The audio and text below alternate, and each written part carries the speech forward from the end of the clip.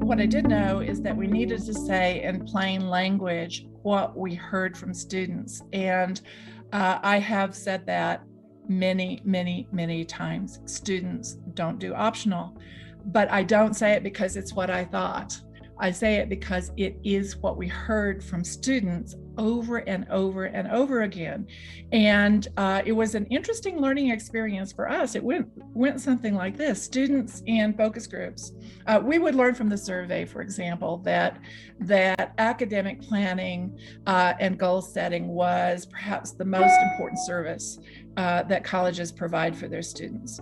And so, or we would hear from students that that student success courses or orientation or something else is really important. And so in focus groups, we would hear this. We would hear, I really need to have an academic plan, or the student success course changed my life. And then we would push on them, and they would say, and they use the word, and we have video of them using the word, this should be mandatory. And when I heard that word, mandatory, over and over again coming from students, I started to push back with them in focus groups. And I'd say, you say this should be mandatory. Really? What if you came here and the college told you that this student success course or this orientation or this creation of an academic plan was mandatory? You were required to do it. What would you do? And the students said, well, first we'd whine.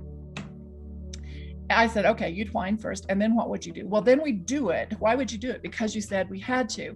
And you are the ones as professional educators who are supposed to know what we need to do in order to be successful in the community college. And so they really accurately place the responsibility on their colleges to know and then tell them what some of these things were that they needed to do.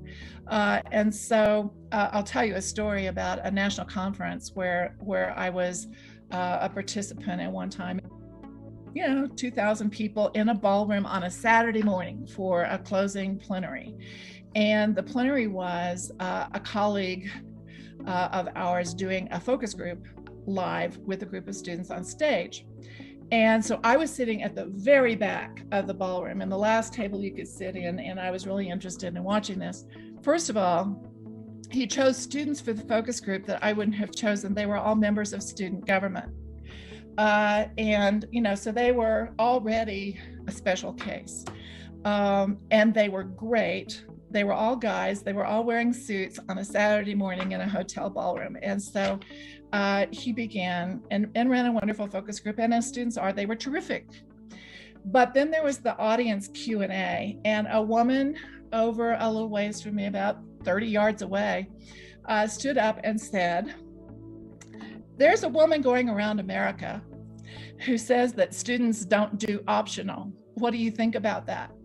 And I thought, oh my, we've got the student government here. We've got guys wearing suits on a Saturday. And so the president of the student government was the first one to respond to her question. And what he said was, optional never works. He said, if I ever have a choice between going to orientation and getting an extra 4 hours of sleep, sleep will win every single time. And then he went on to say, if what you're doing is optional for students, then the people you get are us. And he pointed at his colleague student government representatives on the dais. He said, the people you won't get are the ones who need you the most. And so Kay McClenney's sitting in the back of the room, cheering out loud, public vindication. One more time, the students have said their truth.